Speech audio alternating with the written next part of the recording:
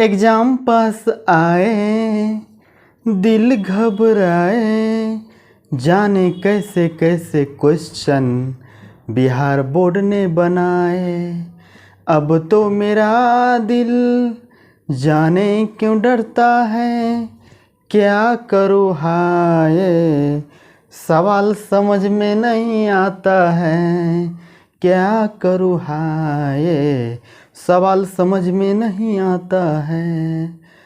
तो टेंशन की बात नहीं है दोस्तों, बस जुड़ जाइए आप और शुरू से अंत तक आप वीडियो देखते रहिए, आपको समझ में आएगा। चलिए, आज का पहला क्वेश्चन है, ऑब्जेक्टिव है मैथ का, क्लास 10th का। पहला क्वेश्चन है, करा कि यदि बहुपद इतना कि मूलों का गुणनफल 8 है तो a का मान क्या होगा। मूलों का गुणनफल है 8, तो कह रहा है कि a का मान क्या होगा। देखिए, यहाँ हम छोटा सा जगह में बना देते हैं। मूलों का गुणनफल यानी कि अल्फ़ा इंटू बीटा का मान कितना है दोस्तों, 8 है। अल्फ़ा गुना बीटा का मान सूत्र क्या होता है, c/a इक्वल टू 8।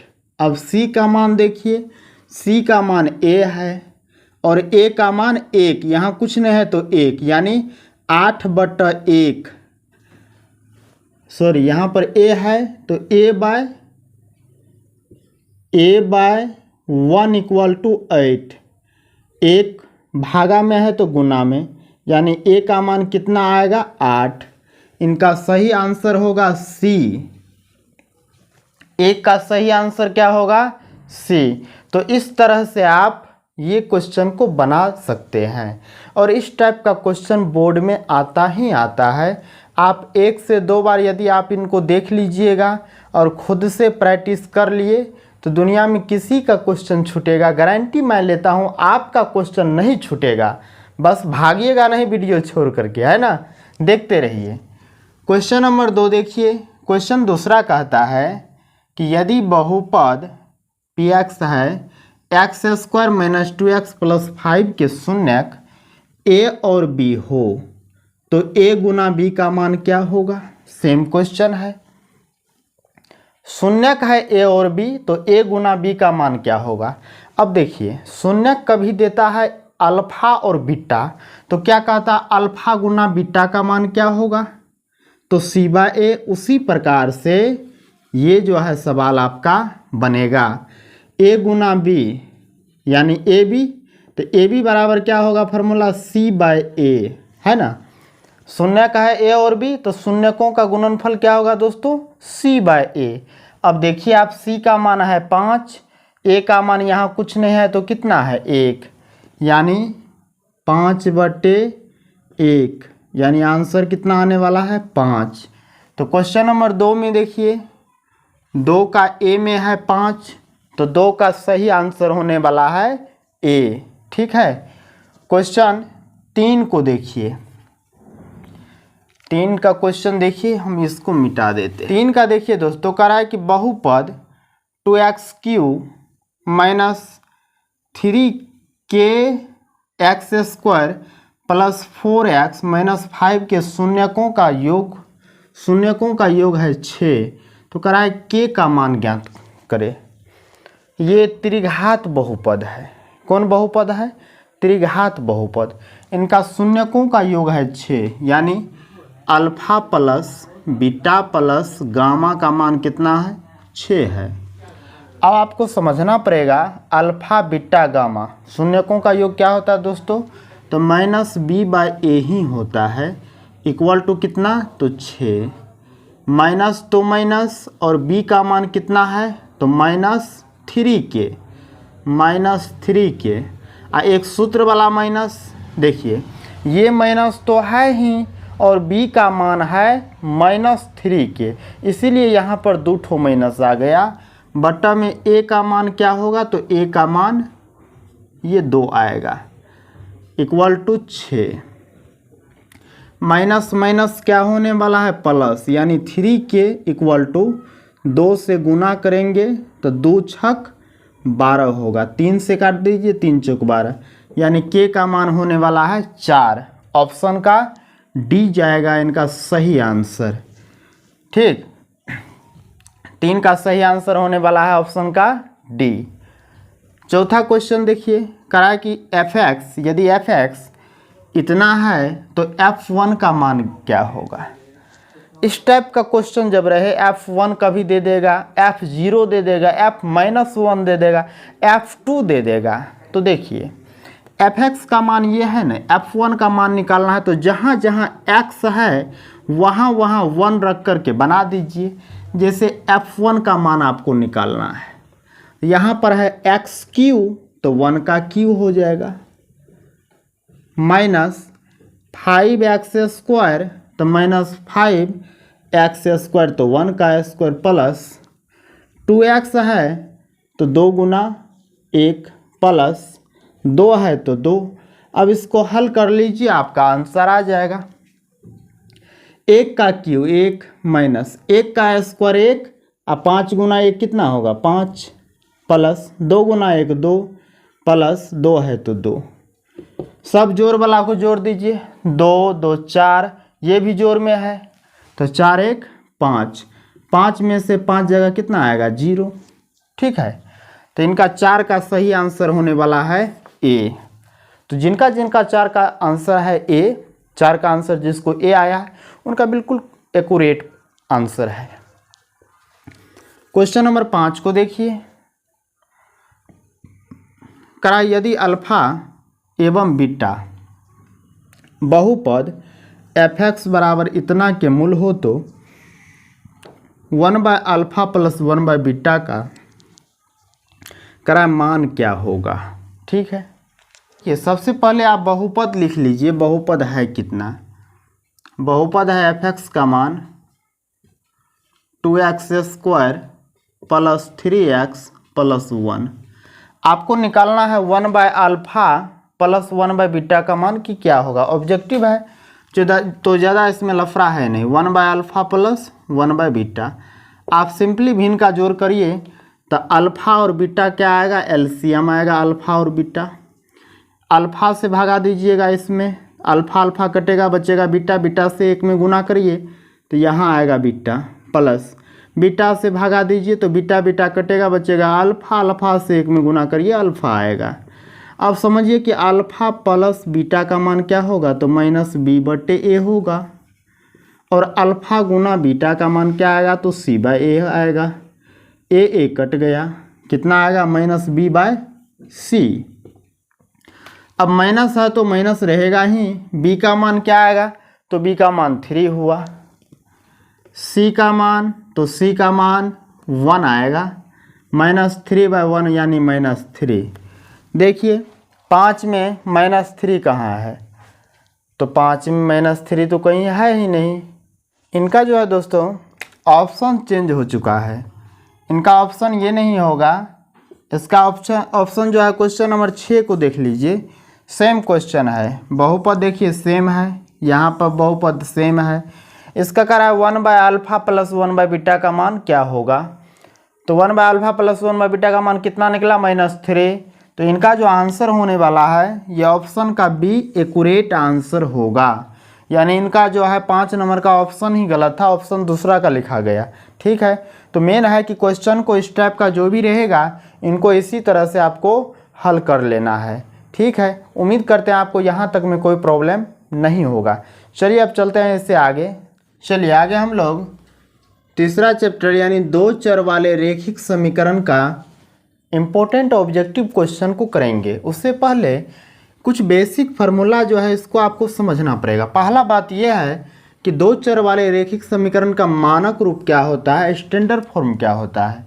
तो ये होता है दोस्तों ax plus by plus c equal to 0। ये 2 चर वाले रेखिक समीकरण का मानक रूप होता है, स्टैंडर्ड फॉर्म होता है। ठीक है ना। दूसरी बात कि इनका हल क्या होगा, तो इनका दोस्तों हल होगा अनेक हल। इनका हल क्या होगा, 2 चर वाले रेखिक समीकरण का अनेक हल होगा।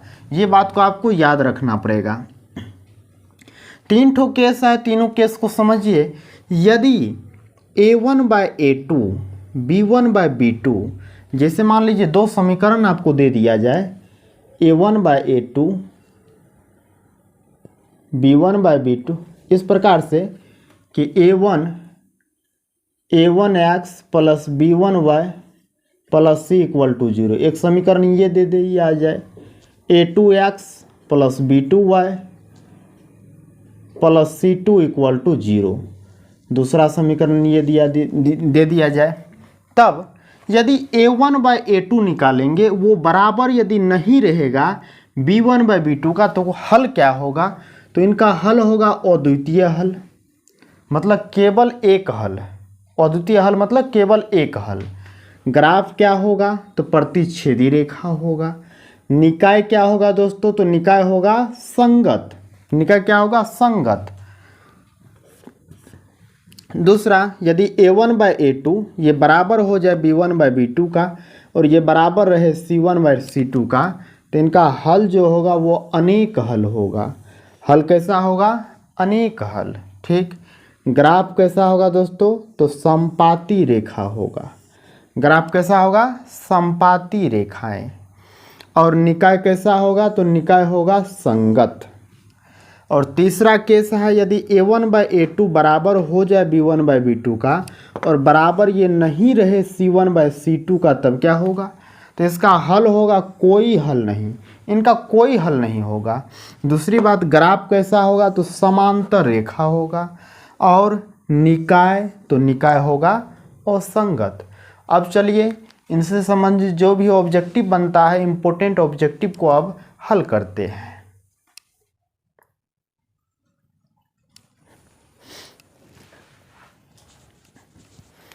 चलिए अब ऑब्जेक्टिव करते हैं। पहला ऑब्जेक्टिव है, करा कि अगर दिए गए समीकरण 5x plus 3y equal to a में x का मान यदि 1 हो और y का भी मान 1 हो, तो a का मान क्या होगा?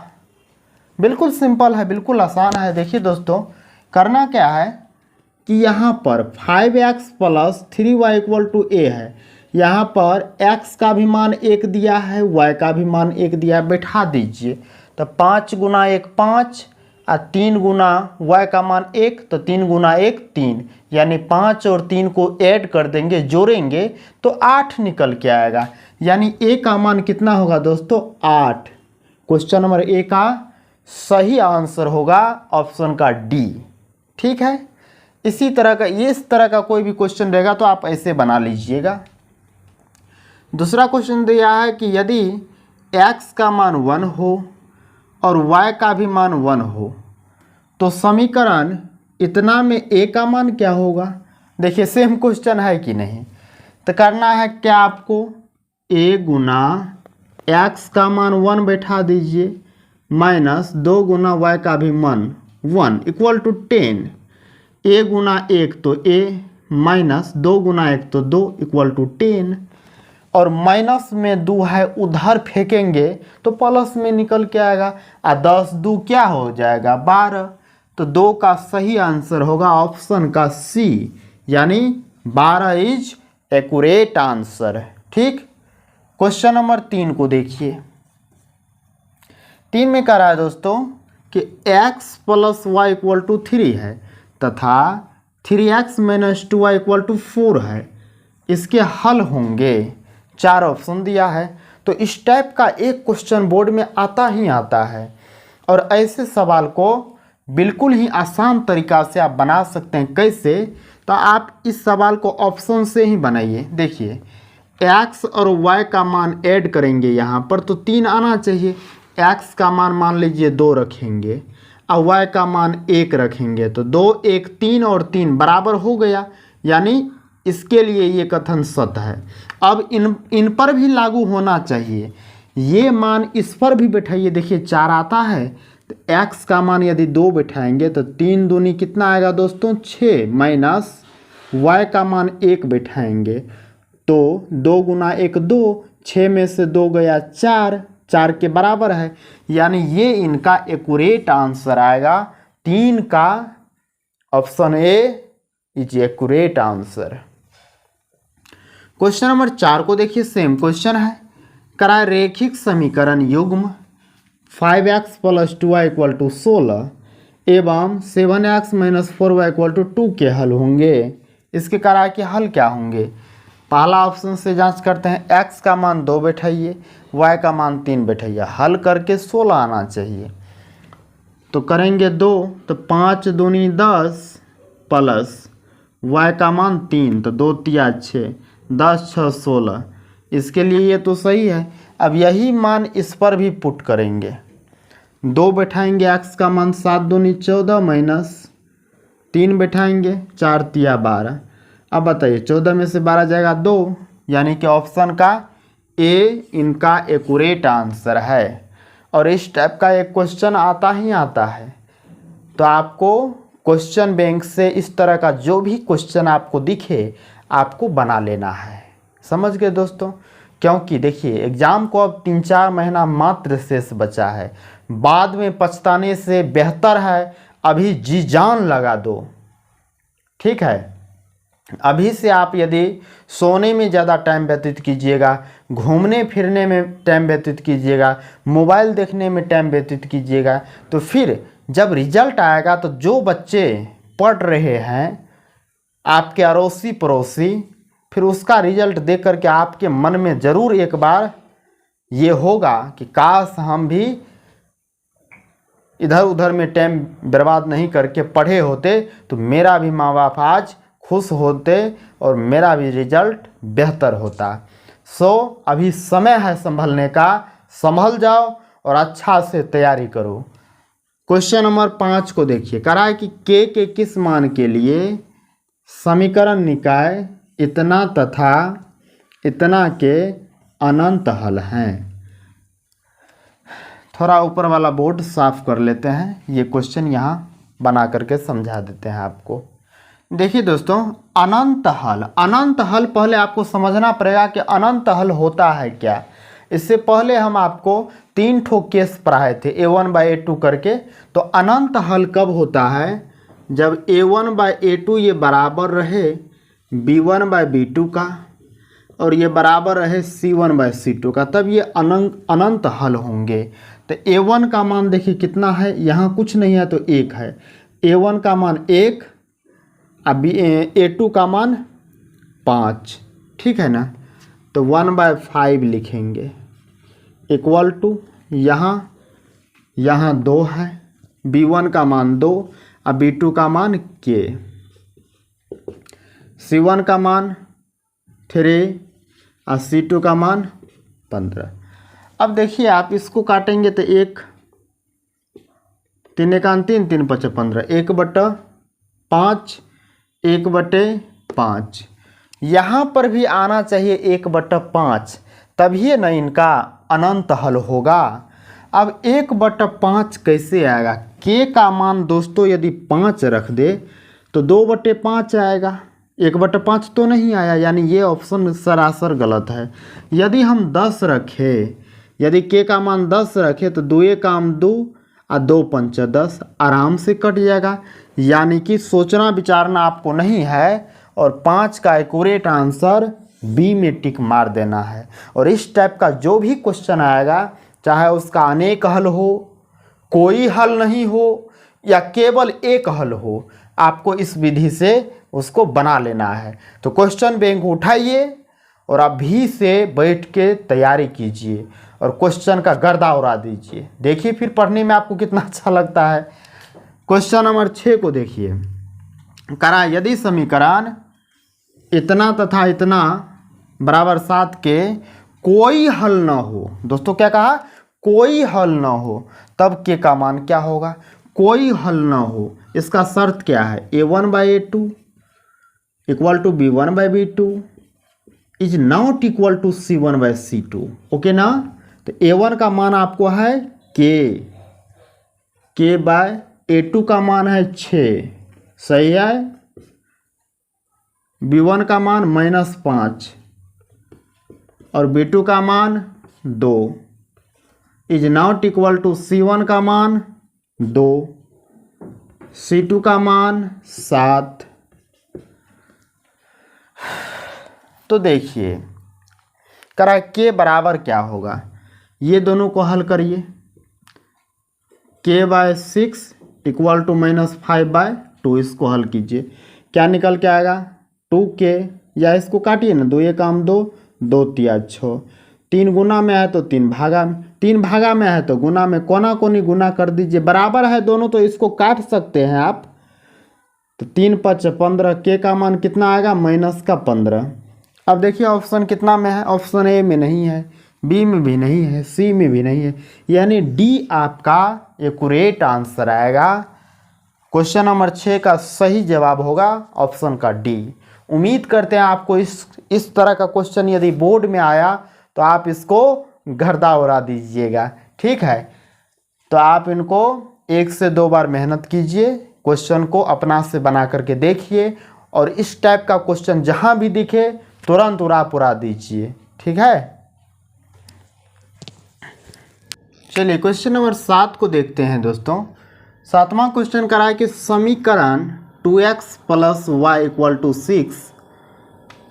6, दूसरा समीकरण है कि 4x + 2y = 4 का हल होगा। इनका हल कितना होगा? करा है कि कोई हल नहीं होगा, या 2 हल होगा, या अद्वितीय हल होगा, या अनेक हल होंगे, है ना। तो देखिए ये जो है 2 चर वाले रेखिक समीकरण है, ठीक। तो आप पढ़े हैं, फर्स्ट में ही पढ़े हैं कि 2 चर वाले रेखिक समीकरण के अनेक हल होंगे। तो इनका हल कितना होगा दोस्तों? अनेक हल। यानी क्वेश्चन नंबर 7 का एक्यूरेट आंसर होने वाला है डी, ठीक है। 8वां क्वेश्चन देखिए, कराए यदि समीकरण 3x - y = 5 तथा 6x - 2y = k के कोई हल न हो तो k का मान क्या होगा? कोई हल न हो तो दोस्तों याद करिए आप लोग कि कब कोई हल नहीं होता, किस केस में कोई हल नहीं होता है। तो जब a1/a2 रहे बराबर हो b1/b2 का, लेकिन is not equal to c1/c2 हो, ऐसे स्थिति में इसका कोई हल नहीं होता है, नो सॉल्यूशन। आप समझिए a1 का मान 3 बैठा दीजिए, यहाँ पर a2 का मान 6 इक्वल टू b का मान -1, अब b2 का मान -2 is not equal to c1 का मान 5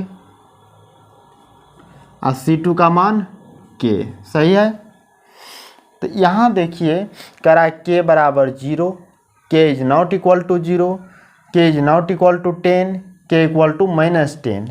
देख लेते हैं क्या कुछ होने वाला है। माइनस माइनस को तो सबसे पहले क्या करिए, हटा दीजिए, काट दीजिए। यदि समीकरण 1 और 2 को हल, 2 ये 1 हुआ, ये 2 और ये 3 हुआ, 2 और 3 को हल करते हैं तो क्या आने वाला है 1/2 इक्वल टू 5/k और k इक्वल टू 2×5 = 10, यानी k का मान 10 होने वाला है। 1 और 3 को हल करते हैं तब क्या आएगा, 1 और 3 को हल करते हैं तो 3/6 इक्वल टू 5/k, 3 1 जा 3, 3 2 जा 6, 1 × k तो k इक्वल टू 2 × 5 10, यानी k का मान 10 होने वाला है। यानी कहने का मतलब कि कोई हल न हो, तो कोई हल दोस्तों नहीं होगा तो k का मान 10 नहीं होना चाहिए, k का मान 10 नहीं होना चाहिए, ठीक है ना। यानी इसका ऑप्शन का क्या हो जाएगा सही आंसर, ऑप्शन का सी हो जाएगा एक्यूरेट आंसर।